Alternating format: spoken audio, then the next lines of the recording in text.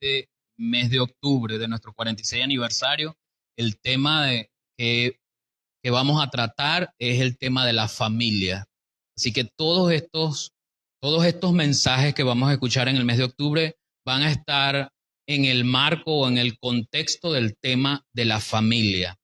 Y es importante, hermano, porque la familia, sobre la base del matrimonio, un esposo y una esposa, como hemos aprendido desde pequeños, no solamente es la célula o la columna vertebral de la sociedad, sino que es una institución creada por Dios incluso antes que la iglesia.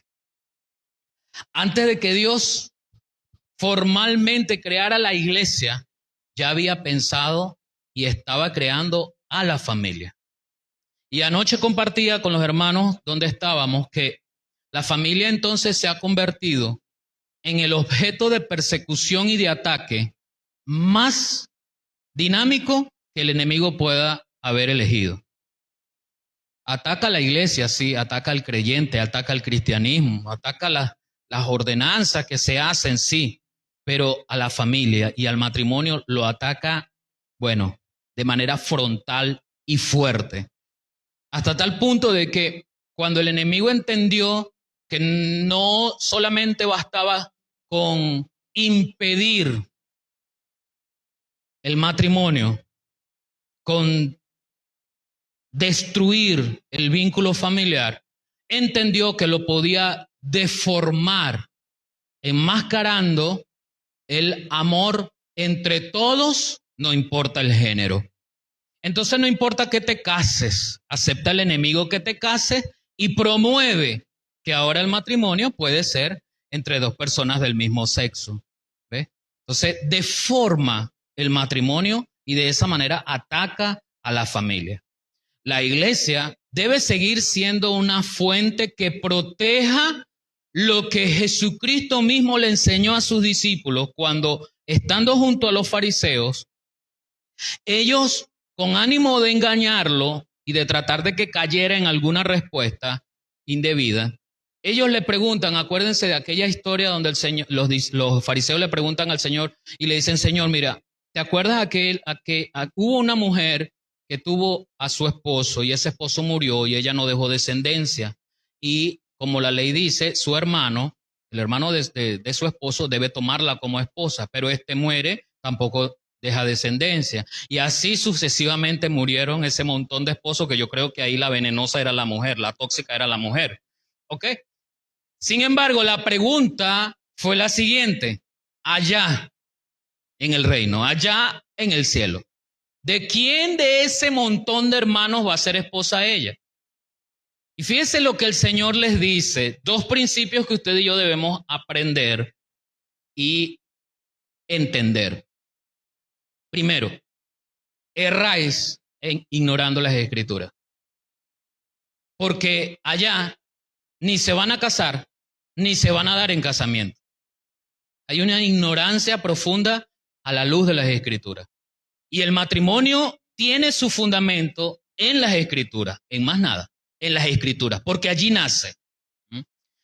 Lo otro que le dice el Señor, porque ellos siguen insistiendo que Moisés dio carta de divorcio y en otra oportunidad ellos lo vuelven a confrontar. Y él nuevamente apela a las Escrituras y acepta, sí, Moisés dio permiso para dar carta de divorcio. Entonces él dice, pero al principio no fue así. Entonces yo apelo al principio de todo, porque el creador, el diseñador, el arquitecto de la familia, del matrimonio, es Dios. ¿A quién voy a recurrir cuando hay problemas en la familia? ¿A quién voy a recurrir para esquematizar o bosquejar el esqueleto del fundamento de una familia? ¿A quién voy a recurrir? A Dios, porque Él es el arquitecto, Él es el que la pensó, Él es el que la formuló, Él es el que la creó. Y Jesús dice, al principio, en el principio no fue así. Luego llegó Moisés y les permitió dar carta de divorcio, y hay una razón humana, no es divina, es humana, por la dureza de su corazón. Entonces el divorcio no tiene fundamento en Dios, tiene fundamento en el pecado de la dureza de un corazón que no perdona, que no quiere ser fiel, que no se adecua al mandato del rol de un esposo y de una esposa. ¿Ves? Suena duro, pero es así. El divorcio no viene de Dios, aunque lo permite a través de Moisés, en el principio no fue así. Y yo apelo al principio de todo, porque allí está el esquema original. El arquitecto que trazó las bases para fundar, fomentar una familia a través del matrimonio entre un hombre y una mujer es Dios. Así que a Él debemos acudir. Por eso en esta mañana comenzamos esta serie de estudios hablando sobre la familia y quiero hoy conversar de un tema que lleva por título, y les voy a ser sincero, hermanos, yo no soy enemigo, pero no soy muy frecuente de hablar de claves. Porque a nosotros nos gusta mucho, como seres humanos, tratar de estandarizar o diagramar algunas claves que nos ayuden sin esfuerzo a conseguir las cosas. Yo siempre les he dicho, hermanos, que la televisión nos compra mucho con esos aparatos para hacer dieta y si no tenemos que hacer nada, mejor. Incluso hay aparatos donde la misma propaganda, el mismo actor o la persona que está narrando allí detrás de cámara, te dice, no haces nada. Y sale el hombre sentado frente al televisor con un aparato aquí, el aparato temblando, ¿verdad? No haces nada, siéntate, pero lo que no te dicen es que ese modelo que está allí tiene toda una vida en el gimnasio, tiene toda una vida comiendo fibra, negándose el carbohidrato que tanto a usted le gusta, porque a mí no me gusta el carbohidrato. Se ve, ¿verdad? Se ve que no me gusta el carbohidrato. Así que eso nos llama la atención. Wow, voy a rebajar. Sin hacer nada, sin sudar una gota, me compro eso. Y así es con todo. Entonces, yo estaba luchando con este título, pero dije, no, Señor, lo voy a dejar así, porque realmente no son claves humanas, son claves divinas. Y el título dice así, claves para una familia unida. Ese es el mensaje de hoy, claves para una familia unida. Sin embargo, yo quiero hacer la acotación de que esto no es lo único, ni lo que yo traigo, eso es lo que tiene que hacerse. No, pero es un camino, es un comienzo, porque por algún lugar debemos comenzar, pero de que debemos comenzar, tenemos que comenzar.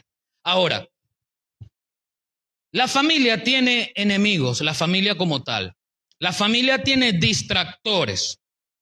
Esos distractores o esos enemigos se convierten en un desafío para la juventud de hoy, pero también hoy por hoy para los adultos de hoy. Y le digo los adultos porque hay adultos que cuando ya están casados están viendo que su matrimonio puede tener una segunda vida a través del divorcio.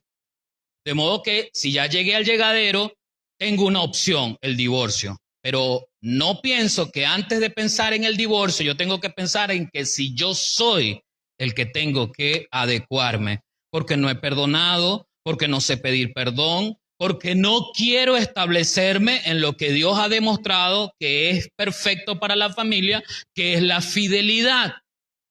Hay hombres que se acostumbraron desde su hogar a ser infieles porque se les permite desde su hogar. Mamá les permitió desde su hogar ser infieles. Yo conozco mamás que saben que su hijo tiene una esposa y al rato, después de haberla sacado de la casa, llega con una amiga y se encierran en el cuarto. No, si usted como mamá y creyente, escúcheme bien, sabe que esa no es su esposa, sino supuestamente una amiga, y esa es su casa, usted tiene que tomar parte en el asunto. Porque si no, usted es cómplice. Y la palabra dice en Romanos, después de haber dado una lista grande de aquellos que son pecadores por esto, por homicidio, por borrachera, por no sé qué más, una lista grande, la palabra dice que no solamente los que hacen esas cosas van a ir al lugar de condenación, sino los que se complacen por los que la hacen. Por eso yo estoy llamado a denunciar el pecado y a llamarlo por su nombre. Y usted como mamá no puede amar más a su hijo que a Dios. Si usted tiene que mantenerse en la integridad de que aunque no pueda, escúchame bien, aunque no pueda meterse en la mente de su hijo para que le sea fiel a su nuera o a su esposa, usted sí puede decirle, aquí en esta casa no vas a hacer tus cochinadas, te vas a hacerla en otro lado. ¿Ves? Pero el hijo que se acostumbra a eso porque la mamá y la familia lo acepta es un hijo que no sabe ser fiel. Porque se le metió en la mente, y también he escuchado mamás que dicen que los varones, que los hombres son de la calle y la mujer es de la casa. Se da cuenta que la infidelidad muchas veces viene producto de una mamá que es mujer, que alimentó el machismo en la vida de su hijo. Mamás que no le enseñaron a los niños a levantar su plato de la mesa. Porque él es niño y tiene hermanas que lo hagan. No, señor. Usted levanta el plato de la mesa y lo lava. Allí se le va bajando eso al machismo. No, que tiene que ser, no, señor, usted cocina, hoy usted hace el almuerzo. Así se le queme el arroz, no importa. Déjelo que se le queme el arroz. Se le va a quemar el arroz los primeros días. Esa es a la mujer que no se le quema nunca el arroz. No, en serio, lo digo en serio. O sea, se le quema de repente porque está distraída, no, pero no porque no sabe. Porque saber hacer arroz en la mujer, eso es parte de su ADN.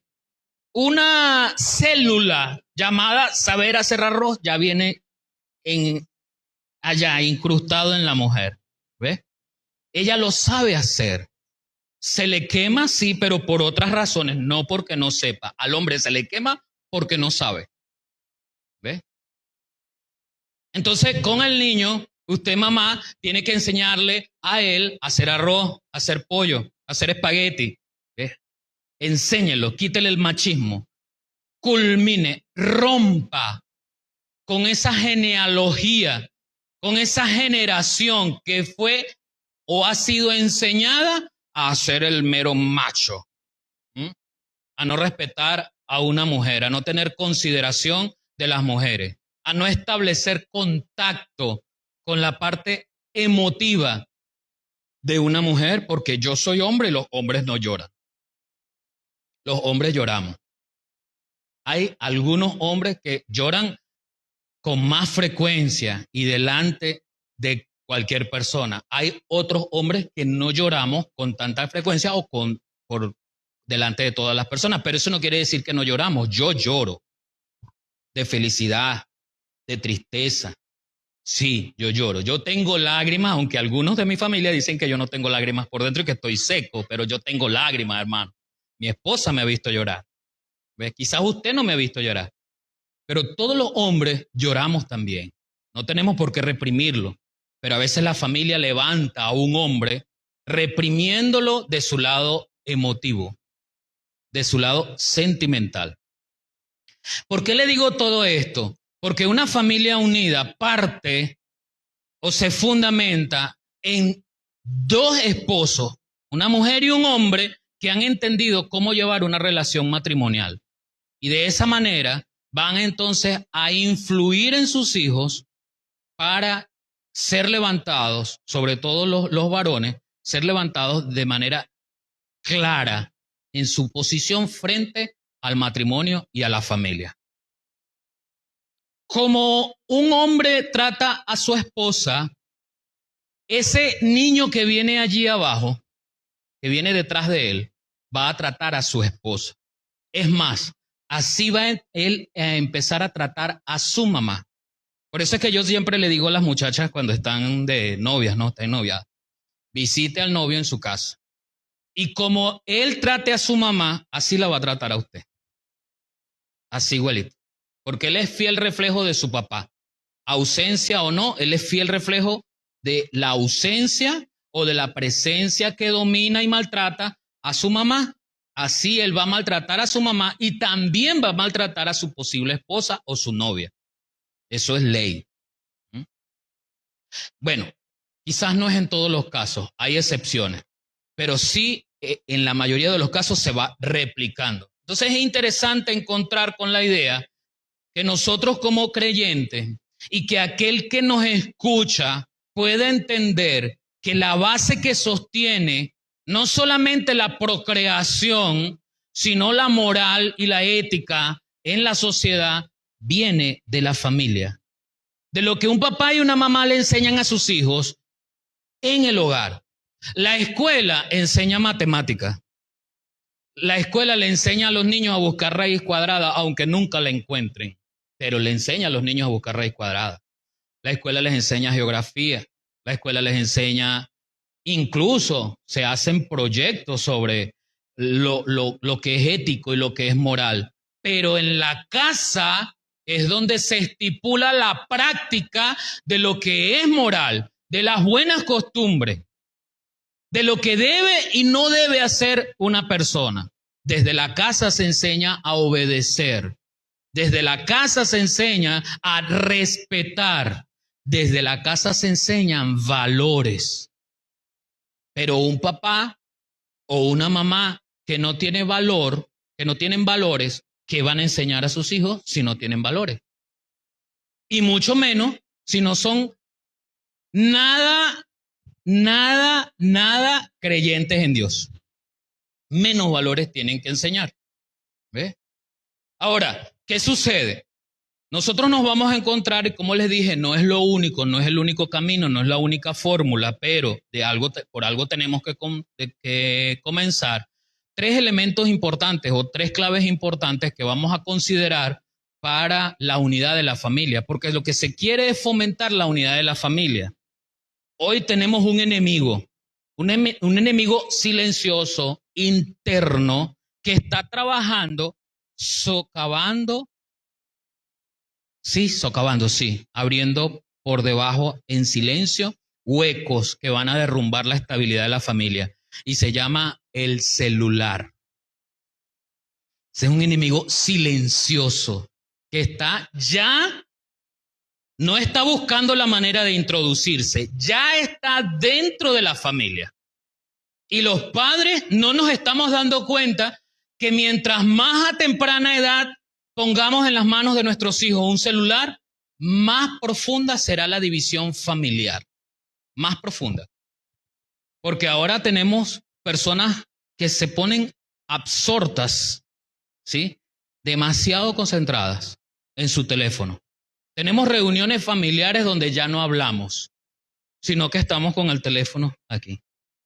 ¿Para qué vas a visitar a tu mamá si no vas a levantar el rostro para hablar con tu mamá, sino que vas a estar aquí pendiente de las redes sociales? Vas a visitar a tu mamá, deja el celular apagado o deja el celular tranquilo y habla con tu mamá.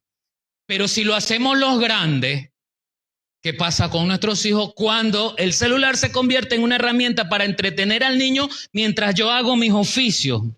Y eso yo lo entiendo de una mamá que está sola con su hijo todo el día y él no lo deja o ella no lo deja avanzar en los quehaceres del hogar. ¿Qué es lo más productivo para ella? Ponerle el celular, ponerle en YouTube y listo, que él se entretenga allí y yo sigo cocinando, planchando y lavando. Pero eso es un daño. Eso es un daño. Porque eso está creando ya una fórmula de destrucción interna, no externa, interna en la propia familia. Entonces nosotros debemos buscar, hermanos, herramientas claves que nos ayuden a considerar cómo la familia debe mantenerse unida. Y como le dije, yo voy a hablar a manera general, pero ya, por ejemplo, le di algunas cosas a los papás, sobre todo. Evite darle un celular a su hijo a temprana edad. Evite dárselo. No se lo compre. No le preste el suyo. Tiene que aprender a lidiar con la rabieta del niño como su mamá lidió con usted. Porque acaso me va a decir que usted no le daban rabieta. Quizás ahorita no se acuerde, pero de que le daban, le daban. Entonces usted, por ejemplo, allí sentado, usted me va a decir, pastor, pero es que mi mamá lidiaba conmigo, con mis rabietas, dándome un manguerazo. O me va a decir que no. Eso es así. Ok, yo no le estoy diciendo que le dé un manguerazo a su hijo o a su hija, pero es parte de la fórmula que debemos buscar. ¿Cómo yo voy a educar sin la presencia del extraño? ¿Cuál es el extraño? El celular. Pero vamos a hablar básicamente de 3 elementos generales que toda familia debe fundamentar allí. El primero tiene que ver con el amor. El amor es el vínculo perfecto. El amor es el fundamento perfecto, pero no es el amor sentimental, porque gracias al amor sentimental nosotros a veces nos convertimos en seres sensuales, que no tiene, ojo, no tiene nada que ver con el sexo, es sensuales o sensitivos, pues, demasiado sensitivos. Todo es emotivo, todo es almático. Y eso nos lleva a límites peligrosos, tanto entre la pareja como con los hijos. Entre la pareja, porque si nos une solamente lo emotivo, estaremos sujetos a los cambios de las emociones. Y las emociones biológicamente están conectadas con las hormonas. Las hormonas en una mujer están siempre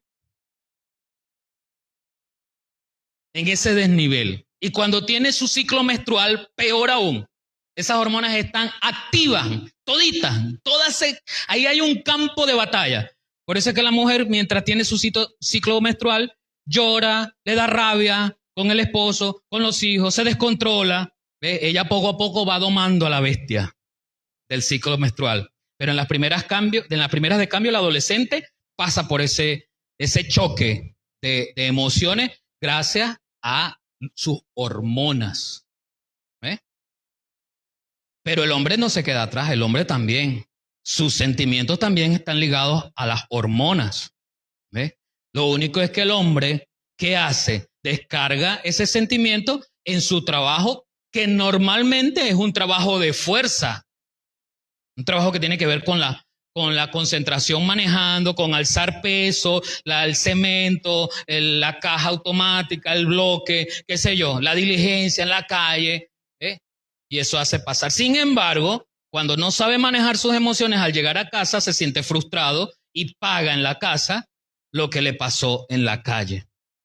Entonces, el amor entre esposos no puede fundamentarse en lo emotivo, no es el amor almático. Tampoco es el amor eros o físico o sexual. No. ¿Por qué? Porque tu esposa, que hoy tiene 35, en 10 años tendrá 45 y empezarán a aparecer arrugas que no tenía.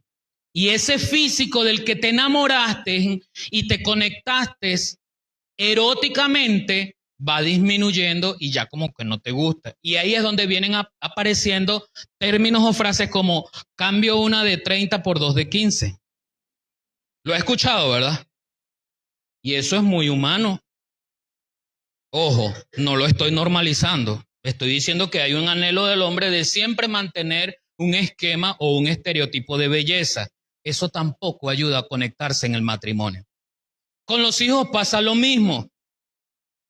Si nos conectamos almáticamente con los hijos, empiezo a idolatrar a mis hijos aún a costa de Dios mismo. Y acuérdense que todo cuanto yo ame más que a Dios es idolatría. Y la idolatría es pecado. Entonces comienzo, como en el caso de esta familia, los padres de Jacob y Esaú. Comienzo a tener preferencia. ¿Quién era el preferido? Jacob era el preferido de quién. Y Esaú era el preferido de quién. Teniendo los mismos padres, uno era el preferido de la mamá y el otro era el preferido del papá. Ya ahí hay un inconveniente. Ya ahí hay un razonamiento almático del amor que nos debe conectar entre padres e hijos. Porque aunque nosotros como padres digamos, yo no lo voy a decir, hermano, yo no sé usted, yo tengo una sola. ¿Ve? Entonces mi amor es para esa sola.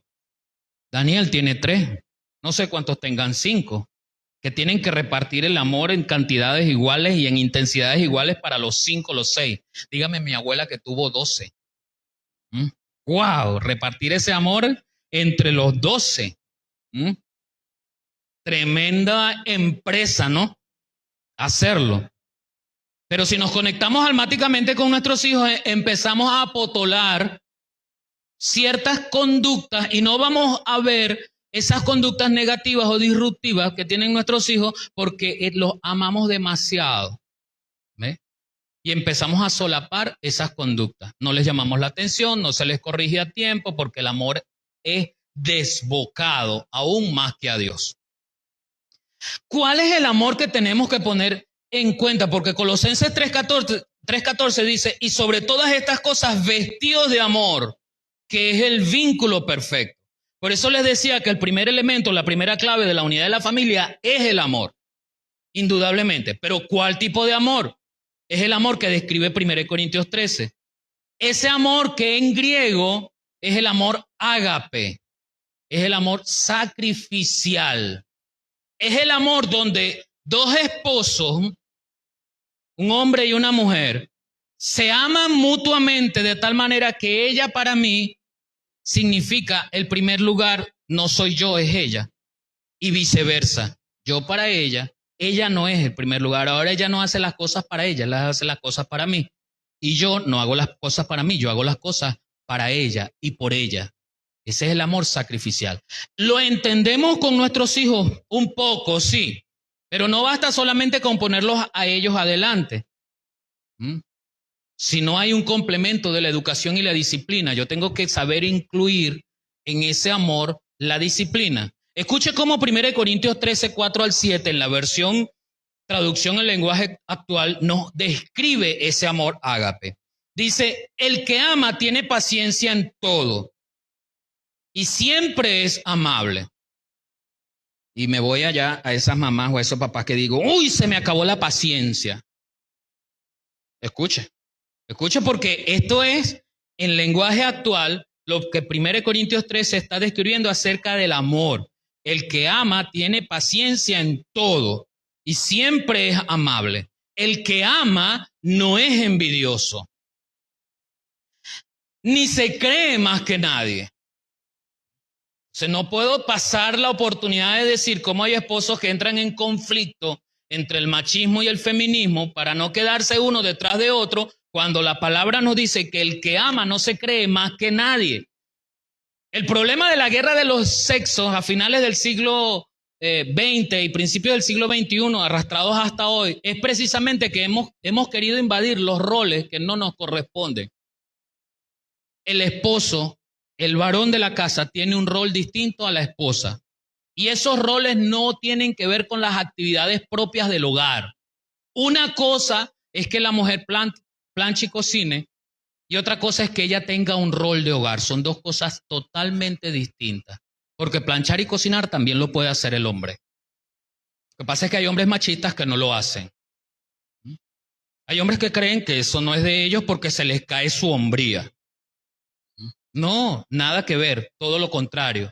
Tienes que enseñarle a tus hijos que ellos también tienen que lavar y planchar, tienen que limpiar la casa, tienen que lavar los corotos de la casa y lavar el plato donde comieron. Eso es parte y no tiene nada que ver con los roles. Cuando el esposo y la esposa dimensionan los roles que ellos deben tener en el matrimonio, ellos entonces están cumpliendo y uno del otro no se cree más que nadie. Ella es fundamental y yo soy fundamental.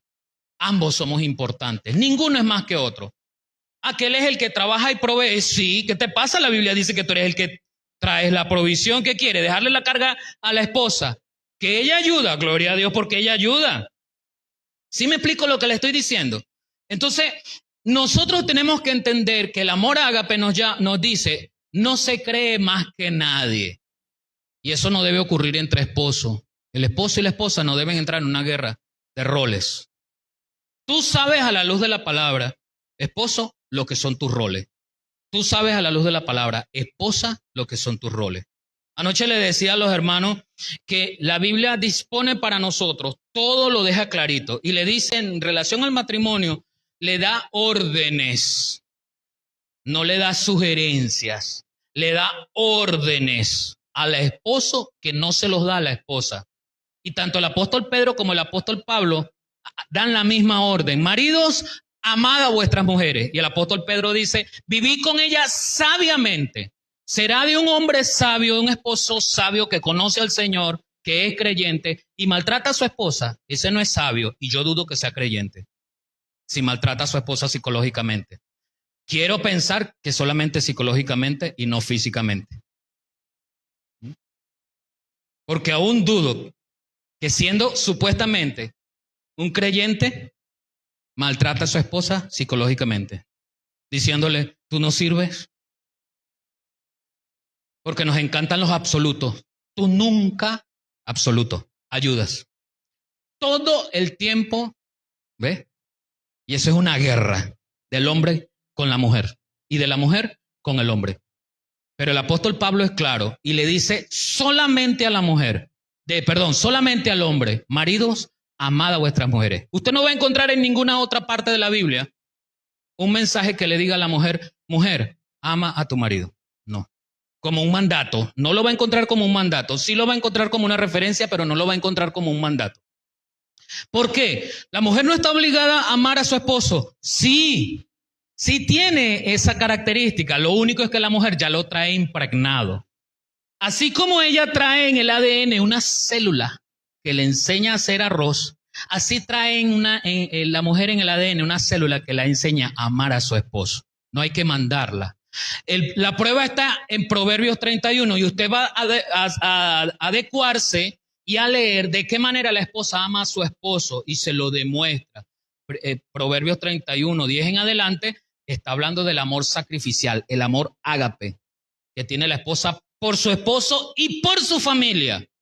Es una esposa que entiende que lavarle a su esposo y plancharle, por ejemplo, la hace a ella ver que aunque ella no es la que viste esa ropa, ella es la que proporciona que el hombre esté así bien coqueto. Gracias a ella. Aquella es la que lava, aquella es la que le plancha con amor. Por ejemplo, no lo estoy diciendo yo, vaya a Proverbios 31, 10 en adelante. Esa esposa que le cose a su esposo, a los hijos, que los abriga, que los mantiene, que les da de comer. Es una esposa que ya ama de por sí, no hay que ordenarle a nada. Pero el Señor, entendiendo acerca del machismo, por lo cual el judío vino desde tiempos de Moisés y antes, quería maltratar a la mujer. Y entonces hace una cláusula que ordena al hombre amar a su esposa. Pero también hay directrices para la esposa que no se los da al esposo. Y le dice a la esposa, sujétate y respeta a tu marido. ¿Será, esposa, que tú estás sujetada y eres respetuosa a tu esposo? Porque lo que es bueno para uno es bueno para el otro, ¿verdad? Si hablo del esposo, tengo que hablar de la esposa. Estamos hablando de los roles. Estamos hablando que el amor de 1 Corintios 13, que es el amor ágape, no nos hace creernos a ninguno más importante que el otro. Los dos somos importantes para nuestro matrimonio y por ende para la familia. Somos importantes, así que tenemos que estar en unidad. Los esposos tienen que estar en unidad. Los esposos tienen que hablar de la crianza de sus hijos. ¿Cómo los van a criar? Mire, los niños son inteligentes. Y el niño viene o la niña viene y le pide permiso a mamá o a papá, a uno de los dos. Papá, quiero esto. Pero en lo que uno de los dos diga no, ¿qué va a hacer el niño o la niña? Va donde el otro. Normalmente, la primera es la mamá. Mamá, quiero. La mamá dice, no, ella sabe las razones. Entonces el niño espera que llegue el papá y él llega todo descuidado, viviendo en Marte, con la mente en Júpiter, ¿verdad? Ni siquiera escuchó al niño, ni ha conversado con la mamá y le dice sí. Y ya el niño agarró la diferencia, ya captó que allí hay una diferencia y sabe quién es el débil. Eso lo huelen los niños. Eso lo perciben los niños. ¿Y es culpa de quién? ¿Del niño? No, es culpa de los padres que no se pusieron de acuerdo porque hay una guerra entre ellos. ¿Ves? O hay una guerra fría. ¿Sabe cuál es la guerra fría? La guerra fría no es la que se libra en invierno. O hay una guerra fría, es esa guerra silenciosa, no nos hablamos, no nos comunicamos. Sabemos que somos esposos porque, bueno, una vez nos casamos. ¿Eh? Pero más nada, no tenemos conversaciones, no tenemos proyecciones, no tenemos planes como esposos, no hablamos de los hijos, dónde los vamos a inscribir, cómo los vamos a educar, qué se le puede dar permiso, a los cuántos años pueden, todo eso se habla entre esposos. Eso debe hablarse, esa es tarea de ambos, porque ambos son uno. Génesis 2. Y dejará al hombre a su padre y a su madre, y se unirá a su mujer en una sola carne. Ambos son uno, ese es el vínculo. Sigue diciendo 1 Corintios 13. El amor no es orgulloso. Versículo 5. No es grosero ni egoísta. Wow, mire cómo nos golpea.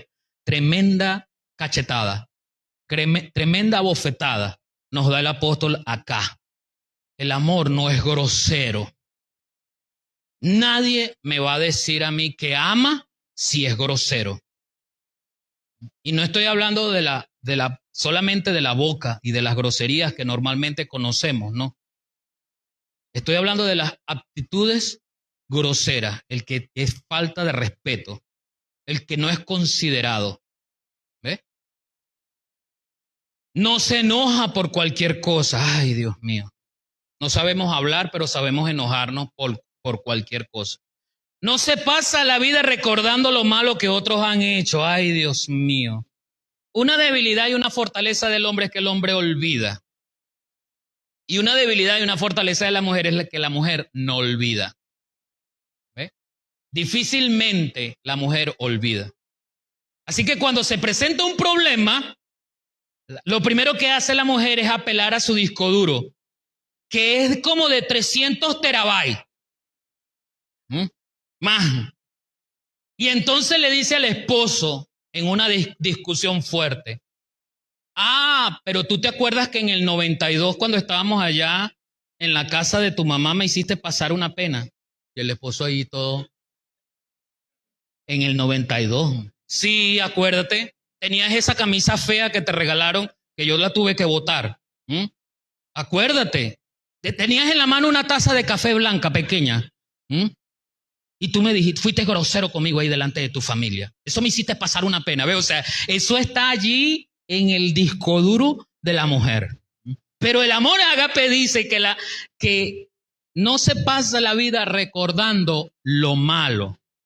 Claro, la desventaja para el esposo, que es la ventaja para la esposa, es que ella recuerda no solamente el día que se casaron, ella recuerda el día que se enamoraron, ella recuerda el día que se dieron el primer besito, ella recuerda el día y las palabras con que la conquistaste. Uno, el hombre, apenas conmemora en la fecha de matrimonio, apenas, porque nuestro disco duro es pequeño, ¿ves? Entonces necesitamos borrar la fecha de noviazgo para poder introducir y mantener la fecha del matrimonio. ¿Ves? Le dije, ventajas y desventajas. Pero ese es un problema. No, porque el hombre es complemento de la mujer y la mujer es complemento del hombre. Yo te recuerdo una fecha, yo la celebro. Tú me recuerdas una fecha, yo la celebro. ¿Cuál es el problema? ¿Cuál es el problema que le des anuncios? Acuérdate que la próxima semana estamos de aniversario. Y el esposo se pone así como, claro, cumplimos 46 años desde aquella primera vez que nos dimos un piquito. O sea, no es matrimonio, no es noviazgo, es la primera vez que le diste un piquito. Pero ¿cuál es el problema? Que tú digas, ok, mi amor, voy a celebrarlo. ¿Cuál es el problema? ¿Ves? O sea, por ahí no debe haber una guerra nuclear por eso. Sigue diciendo 1 Corintios 13. Versículo 6. No aplaude a los malvados, sino que hablan con la verdad. El que ama es capaz de aguantarlo todo, de creerlo todo, de esperarlo todo, de soportarlo todo. El amor ágape es la clave de la unidad familiar. El amor ágape es la clave de la perfecta unidad familiar. En segundo lugar, en Efesios 4:29 encontramos la segunda clave, que aunque es para todos los creyentes, la familia y en especial los esposos debemos apoderarnos de esto. la comunicación y la escucha activa. Es la segunda clave de ese vínculo perfecto que debe ser la familia. Efesios 4:29. Ninguna palabra corrompida salga de vuestra boca, sino lo que sea para la necesaria edificación a fin de dar gracias a los oyentes. Si tu respuesta no edifica tu matrimonio, si tu respuesta no consolida una solución al problema que se plantea, ¿para qué vas a responder mal? Pero ve, allí está la guerra, porque yo quiero quedar por encima de ella. Ella me está ganando, ¿ves? Porque ella me está sacando y sacando y sacando, que en el 92, que en el 96, que no sé qué, y yo me estoy viendo abrumado con toda esa información que yo jamás sabía que podía existir. Entonces mi manera de responder es algo que a ella le arda. ¿Hay amor ágape allí? No. ¿Hay comunicación eficaz o asertiva? No, no hay comunicación asertiva. Hay grosería, ¿ves? Y ya dijimos en el planteamiento de 1 Corintios que el amor ágape no es egoísta y no es grosero. Pero el apóstol Santiago ahonda más en esto de la comunicación. Y dice, por esto, mis hermanos, todo hombre sea pronto para oír, tardo para hablar, tardo para airarse. Yo quiero ser lo más sincero posible. Santiago 1:19. Yo quiero ser completamente sincero, pero sensible al mismo tiempo. Con estas descargas no quiero desbalancear la balanza hacia la culpa al hombre o a la mujer. Quiero tratar de ser equilibrado. Por eso estoy poniendo ejemplos de distintas naturalezas, ¿no? Tampoco quiero faltar el respeto a nadie, pero por la verdad murió Cristo, ¿ves? Y para muestra lo que dice Proverbio. En relación a esto de airarse, hay hombres que por su naturaleza tienen una tendencia a la ira, pero no es la mayoría. Pero la gran mayoría de los hombres terminan airándose. ¿Por qué? ¿Por qué cree usted que en los proverbios hay un proverbio que dice que mejor es comer pan no sé dónde que en la casa de mujer rencillosa? Y hay otro proverbio que habla de la gotera, que la mujer rencillosa es como gotera. ¿Sí? ¿Sabe lo que estoy hablando? Pero no dice nada del hombre. Ahora, en virtud de lo que nosotros hemos tenido experiencia, ¿ves? Hemos trabajado ya en nuestro ministerio con muchos matrimonios. Hemos conocido casos, muchos casos, que son las mujeres las que buscan al hombre. Tiriqui, tiriqui, tiriqui, tiriqui, tiriqui, para que él responda, ¿ves? Tiriqui, tiriqui, y ella es la que se empecina, taca, taca, taca, y no lo deja, y lo persigue, y lo persigue. Mire, la palabra habla de que la mujer tiene que ser sabia. Nunca he entendido cómo una mujer que conoce a su esposo espera que sean las 11 de la noche, donde él ya tiene los ojos rojos y hundidos, para empezar a hablar de un problema que sucedió antier o esta mañana. No, no espere las 11 de la noche. Y encima es largo y extendido, porque entonces se suma el 92, el 96 y el 2004. Y esos cuentos los vuelve a vivir. Y eso nombre, salve Dios que se quede dormido o que ella escuche. Porque ahí sí es verdad. Te me vas a dormir al sofá. ¿Qué es eso? Si la cama es de los dos, ¿cómo que te vas a dormir al sofá? ¿En qué parte de la Biblia Dios le dice y le da permiso a la mujer de mandar al hombre al sofá? En ninguna parte. Entonces usted, mujer, no tiene permiso de parte de Dios de enviar al hombre fuera de su cuarto. ¿Qué es eso? La Biblia dice que la mujer sabia edifica su casa. Yo siempre le he puesto el ejemplo. Mujer, mira, recibe a tu esposo cuando llegue, ¿verdad? Le preparas un sándwich, le preparas una arepa dulce, le preparas algo suavecito, ¿verdad? Que a él le guste, su café con leche, su jugo de naranja, ¿verdad? Lo recibes, lo invitas a bañarse, dejas que se bañe, le preparas la perezosa, Y cuando él esté allí acostado en la perezosa, eso de las 6:30, 7, le das el palo marranero. ¡Tácata! ¿Ah? A esa hora. Él está despierto, recibió la comida que le diste, está llenito, descansado, tiene que oírte, tiene que oír tu reclamo, claro que sí. La mujer sabia sabe cómo metérsele a su esposo, la rencillosa no, la rencillosa crea problemas, la rencillosa no sabe hablar. Esto no libera al hombre de su responsabilidad de ser paciente. Esto no libera al hombre de su responsabilidad, como el apóstol Pablo le dice, trata a tu mujer como a vaso más frágil. Esto no libera al hombre de su responsabilidad, pero evidentemente, oye, hay un caso de una mujer rencillosa, tiquiti, tiquiti, tiquiti. Y lo mismo con las mamás. Que yo te dije que no te fueras, que no sé qué, que mira lo que te pasó, que yo te lo dije, y vuelve a repetir que así fue, que yo te lo dije, viste, que yo te lo dije, que no sé qué, que yo te lo dije, que no sé qué, que no sé qué más. Y el niño ahí esperando si le va a pegar, si no le va a pegar, o que le está pegando y que yo te lo dije, que no sé qué, que no sé qué más.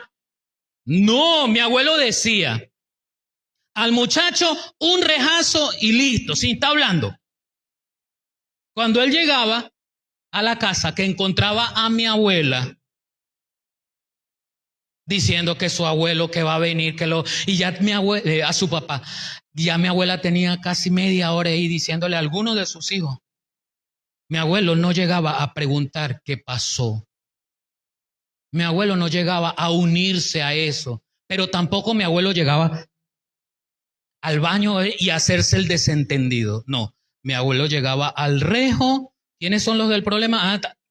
Y listo, ya se acabó la situación. Esa rencilla, esa gotera, esa cuestión de que a la mujer le gusta, aunque hay hombres también, el te lo dije. ¿Ve? Te lo dije. ¿Cómo iba a pasar? Te lo dije. ¿Ve? O sea, hay que tener cuidado. Hay que saber hablar, hay que saber comunicarse y hay que ser prontos para oír. ¿Alguien me está escuchando? ¿Sí sabe lo que estoy hablando? Bueno, y me perdona, ¿no? Me perdona si le ofendo, pero es una realidad. Es una realidad que nosotros tenemos que tomar cartas en el asunto. ¿Quién va a cambiar? Ay, pastor, yo quiero que oren por mi familia, pero yo no quiero cambiar. Yo no quiero sujetarme al Señor. No, yo voy a orar por tu familia, pero tienes que sujetarte al Señor. Tienes que ser un esposo comprometido con tu esposa y un padre comprometido con tus hijos. Tienes que ser una esposa comprometida con tu esposo y una madre comprometida con tus hijos. De otra manera, la oración no va a surtir efecto, no porque Dios no quiera hacerlo, sino que el producto de la oración es usar un instrumento dentro de la familia. Y si el esposo no quiere ser instrumento, la esposa no quiere ser un instrumento, y los hijos son demasiado pequeños para ser un instrumento, ¿cómo se va a arreglar a la familia? Pero nosotros creemos en los actos mágicos. Que Dios arregle las cosas sin yo darme cuenta. No, yo tengo que ser humilde, manso, tardo para la ira. ¿Mm? Le dije que el primer elemento, la primera clave es el amor, pero el amor, ágape. La segunda clave, el segundo elemento ¿es qué? La comunicación y la escucha activa. Y el tercer elemento, la tercera clave, es el propósito en común y la espiritualidad compartida. Propósito en común y espiritualidad compartida. Hay algo que las familias, y en este caso los matrimonios, debemos entender. Todo matrimonio debe conocer y practicar lo que dice Eclesiastés 4:12. Si alguno prevaleciere contra uno, dos le resistirán. Cordón de 3 dobleces no se rompe pronto. Esposo, esposa, unidos como una sola cuerda, y Dios unido. Cordón de 3 dobleces. Esposa y esposo entrelazados. Y por encima de ese lazo, Dios cubriendo ese matrimonio. Espiritualidad compartida, propósito compartido. Y aquí es fundamental que el esposo entienda algo, porque vimos el ejemplo en Josué, cómo él tomó la determinación frente al pueblo, nada más y nada menos. Y esto va con el hecho de que a veces nosotros nos dejamos por la propaganda de las personas, por la familia externa a mi núcleo familiar, por la sociedad, por la moda, por la cultura, nos dejamos llevar por algunas cosas contra los principios de Dios para la familia, por adaptarnos, por no cortar el cordón umbilical con la mamá o con el papá. Que no estoy diciendo que los abandone, estoy diciendo que ese cordón umbilical debe cortarse. Estoy diciendo que ahora tu esposa es la señora de la casa, no tu mamá. Así que la que dice que se va a comer en la casa es tu esposa, no tu mamá. Es que mi mamá prepara unas arepas, nada, crece, madura, esposo. Es tu esposa, es tu esposa. Y nosotros nos vamos a dar cuenta cómo el hombre es protagonista de esto. En Josué 24:15 aparece la historia, en este caso solamente el versículo 15, pero yo le invito a usted a que lo diga, a que lo lea con calma todo el capítulo, para que usted sepa el contexto. Pero en medio de esto, Josué le dice al pueblo: pero si te niegas a servir al Señor, elige hoy mismo a quién servirás. Mire que no está posponiendo, algunas veces posponemos con una modesta, falsa espiritualidad. Espérate que ore.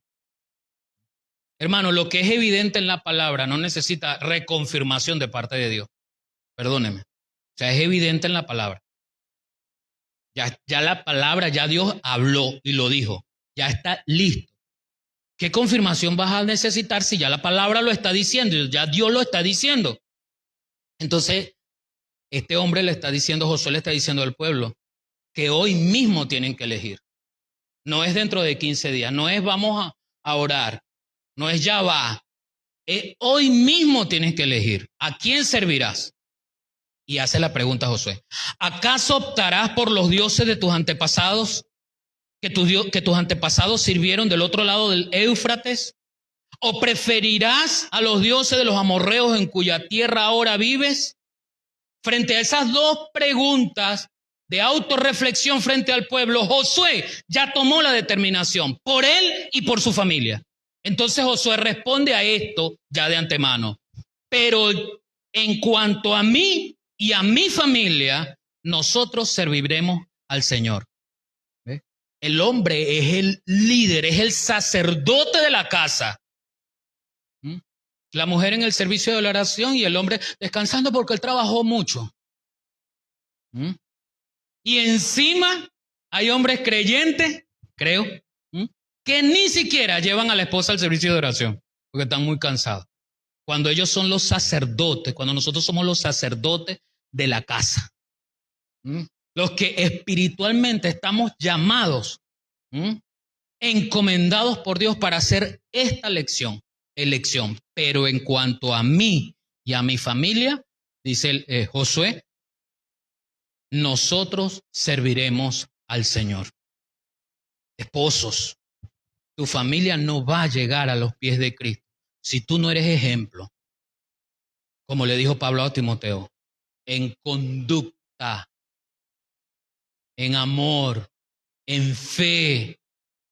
Esposos con fe profunda, que irradien el testimonio hacia sus hijos, hacia su esposa. Eso crea. Pero es el esposo el que está llamado a hacerlo. No quiere decir, mujeres, que no lo hagan. Háganlo, ni modo. Háganlo, asuman. Sobre todo si es un esposo inconverso, no se le puede pedir, ¿cómo dice el dicho? No me acuerdo yo. Peras al olmo. No se le puede pedir peras al olmo, ¿no? O sea, si no es creyente, ni modo. Pero si yo estoy haciendo referencia a una familia que está en Cristo, por lo menos el matrimonio, de ese matrimonio es el esposo el que debe liderar. El esposo es el llamado a liderar. El esposo es el llamado a hacer hábitos de unidad. El esposo no puede ser propiciador de divisiones en su familia. No puede propiciar esos eventos en su familia. No debe propiciarlos. Porque ahora tiene una esposa. No seamos cobardes en asumir el rol que tenemos que asumir. El esposo debe aprender a servir a su esposa. Los intereses de su esposa están por encima de él, de mis necesidades. Y hay esposos que quieren conseguir a toda costa primero satisfacer sus necesidades. El carro está por encima del valor de mi esposa. Mi trabajo está por encima del valor de mi esposa. Incluso en nuestra intimidad sexual, el esposo quiere ser complacido sexualmente por encima de su esposa. Y anoche conversábamos eso con los hermanos, las parejas que estaban allá en la conferencia. El placer íntimo es mutuo. Gózate, alégrate en la mujer de tu juventud, en ella, en ninguna otra, pero ella tiene que alegrarse en ti también. Entonces tú le vas a proporcionar, le vas a proveer ese placer, aún desde esa intimidad. No puedo actuar en cobardía, en egoísmo, amor ágape, en pensar en mí, en mi estatus, en mi querer, en querer ser próspero a costa de la mujer, de los hijos, de la familia. Pensemos en eso. Pensemos en cómo el Señor está demandando una generación de matrimonios comprometidos con la unidad de su familia. Gloria a Dios por las familias que llegan a los pies de Cristo completas. Gloria a Dios porque en esta congregación las primeras damas llegaron solas y muchas de ellas vieron luego conquistar a su familia, a su esposo, a su hijo para Cristo. Pero la labor espiritual de mantener la salud y el equilibrio de la unidad de la familia está y recae en el esposo. Que sea el Señor, hermano, el que nos ayude a estar unidos, pero que seamos nosotros instrumentos de eso. No seamos instrumentos de división, no seamos instrumentos de guerra, no seamos instrumentos de pleito, no seamos instrumentos de abandono, no seamos instrumentos de crear o sembrar semillas, porque a veces directamente no explota una guerra, pero estoy sembrando semillas que van a crear conflicto más adelante, porque no acciono a tiempo, porque no pido perdón y mi esposa que aguante, pero como ella aguanta, yo no pido perdón. Y allí estoy sembrando semillas de destrucción, de cizaña. Póngase sobre sus pies. Y pensemos por un momento, si podemos reflexionar, qué pequeña acción de amor, de comunicación, qué pequeña acción de propósito y espiritualidad podemos incorporar a nuestro matrimonio esta semana y a nuestra familia. Cierre sus ojos allí y piense en eso en este momento. Pídele al Señor sabiduría. Pídele al Señor sabiduría. Pídele al Señor, Señor, ayúdame a responder. ¿Qué puedo hacer? Una pequeña acción por mi esposa, por mi esposo, por mi familia esta semana. Y propóngase a hacerla esta semana. Por eso le dije pequeña. No tienes que sacarla a algún lugar. Tiene que ser allá mismo en la casa. Tiene que ser allá mismo en la casa.